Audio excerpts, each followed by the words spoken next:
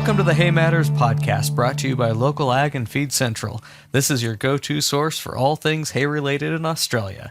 I'm your host, John Paul Driver. In today's episode, we're joined by Alex Smith. Alex is a key account manager for LocalAg and Feed Central in Southeast Australia, and we have a market update for you today. Welcome to the podcast, Alex. Thanks very much, JP. It's been a while between chats, mate, but good to be talking to you again. Yeah, we have some weather to talk about. It's from one end of the spectrum to the other. It is, mate. Australia's a big country, as you know, and yeah, it's always a place that throws many different variables in. You've got the northern parts of Australia through Queensland, Northern Territory, and some parts of northern New South Wales that are experiencing some flooding, some major flooding through to some minor flooding.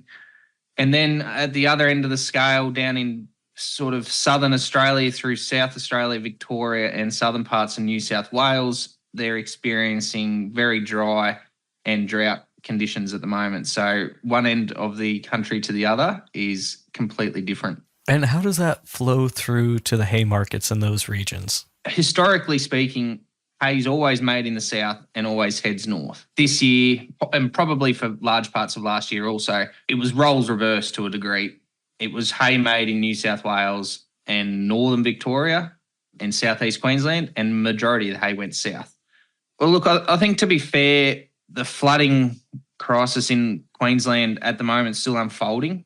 There's some helicopter drops of hay happening and trucks trying to get through to bring livestock some hay that have reached higher points of ground. So that's still yet to unfold. So we haven't really seen the impact on the hay market up there yet. Definitely in the south, though, with the dry conditions, getting further into autumn without a break as yet, the demand's only increasing in the south, putting a bit of pressure on the hay job, that's for sure. We're coming up on planting season, right? We are. And my mental model says Anzac Day is like the start of planting season. Maybe in Queensland it's before that. Yeah, so they've probably started a few weeks ago further north. There's definitely some people starting to scratch a little bit in down south, sowing dry and hoping for that break. And also just through my recent trips this week through southwest Victoria and southeast South Australia, there's people also waiting until post Anzac Day and then they'll plant. So yeah, definitely starting to hit that time of cropping. Hope a bit of weather comes through for those guys and they get a bit of rain and their crops out of the ground. In the south, right? Planting dry in the south and planting dry in the south, and then these guys in Queensland, they're definitely going to take advantage of this moisture in certain spots. I mean, not all of Queensland that is underwater is cropping country. A lot of it's pastoral country, which, just run sheep and cattle. Through that southeast corner of Queensland, I think they'll definitely take advantage of this rain and then be sowing very shortly, I'd imagine. All right, let's switch gears a little bit and talk about some market stuff. I'll just acknowledge that the U.S. has put 10% tariffs on.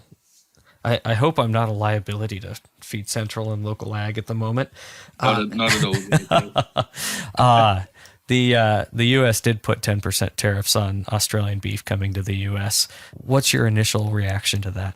Oh, look, to be fair, JP, it's all sort of happened within the last 24 hours. So I think to formulate an opinion, we're going to need to see it play out for a little bit of time yet. I know a lot of our major companies have been working really hard, forming new partnerships and relationships right across the world. So if one country is having a bit of a tougher time, we're not super reliant just on that one source of income. We have multiple. So look, it's going to take a bit of time to pan out and see what effects it really has.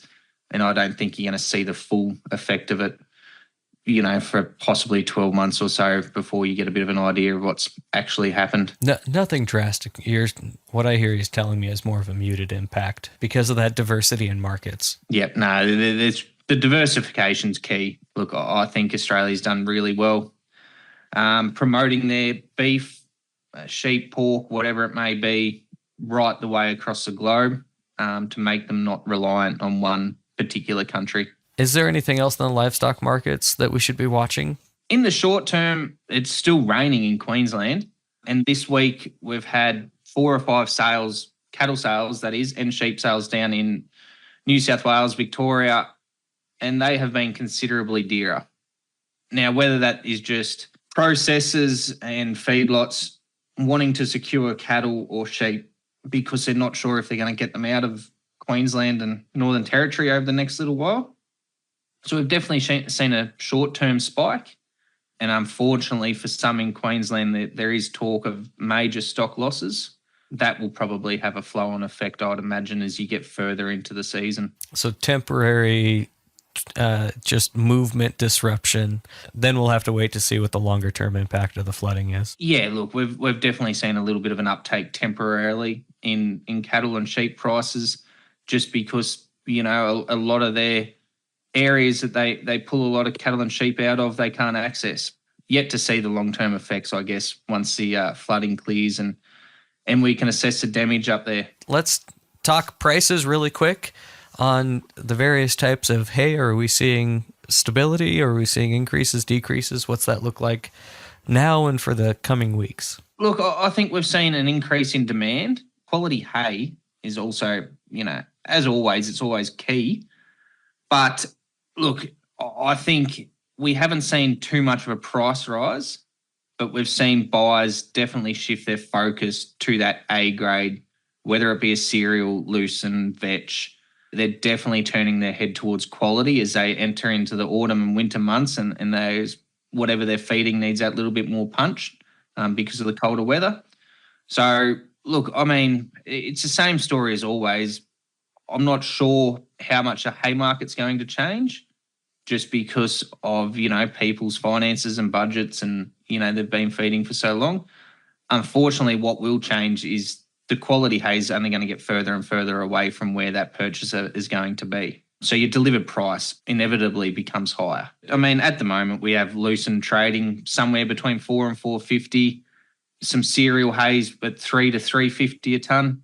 I think there's money in that for the sellers, but also, you know, it's not a super dear, you know, ridiculous price that, you know, buyers can't afford also. So I think it seems to be a fairly good middling ground at the moment.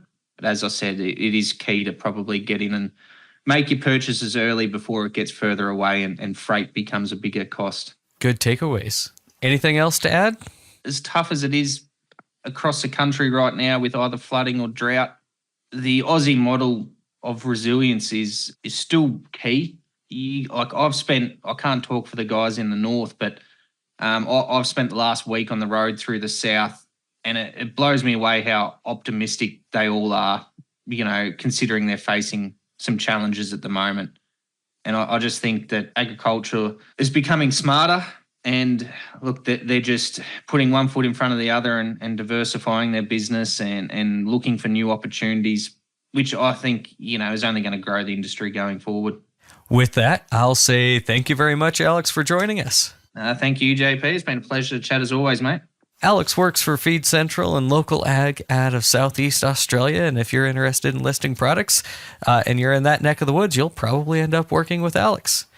Thank you for your insights today, and look forward to having you back again in the future. This podcast is proudly presented by Feed Central and LocalAg. Stay tuned for upcoming episodes.